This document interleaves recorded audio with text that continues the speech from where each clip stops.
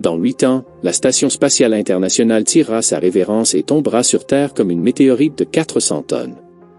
La Station spatiale internationale, ISS, sera mise hors service en 2031 pour des raisons de sécurité.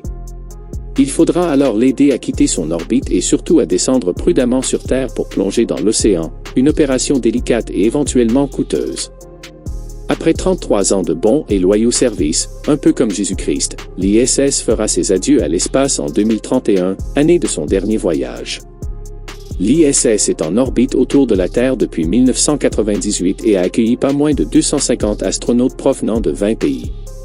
Elle a donc été une bénédiction pour la coopération mondiale, spécialement entre les États-Unis et la Russie, qui ont formé une alliance peu de temps après la chute de l'Union soviétique, une époque qui semble désormais bien lointaine.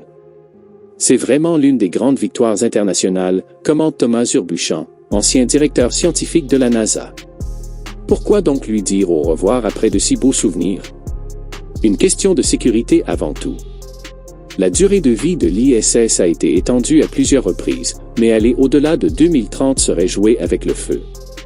Une grande partie de son matériel date de plusieurs dizaines d'années, ce qui pourrait rendre la station en orbite dangereuse, voire incontrôlable.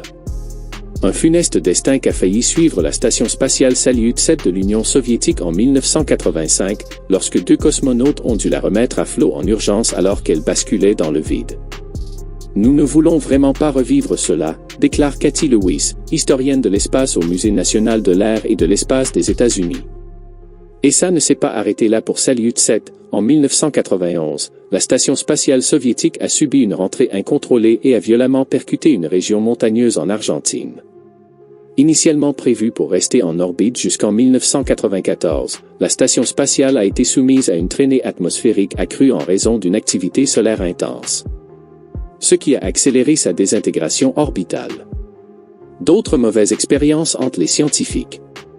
La station spatiale Skylab a subi une panne d'électricité et s'est retrouvée dans une chute incontrôlée dans l'atmosphère terrestre le 11 juillet 1979. Il était prévu qu'elle se fragmente au-dessus de la pointe méridionale de l'Afrique et qu'elle plonge dans les eaux de l'océan Indien.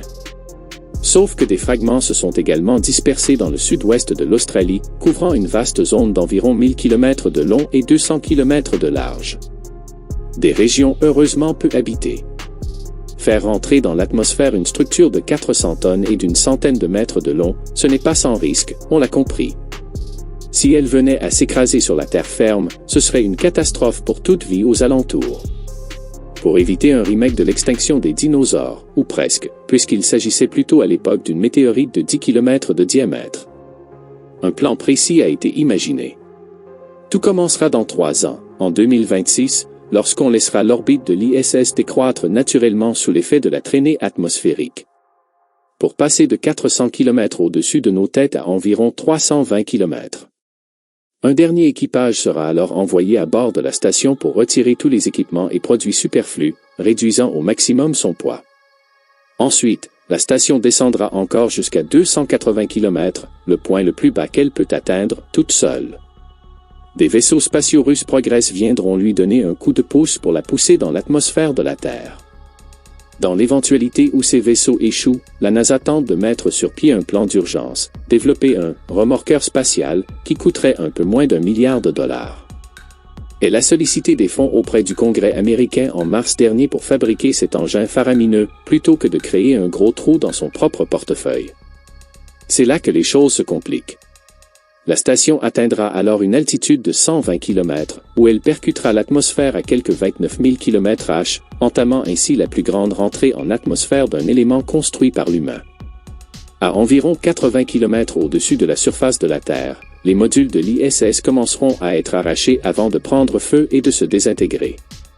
Lorsque les débris traverseront le ciel, on devrait pouvoir entendre plusieurs bangs soniques.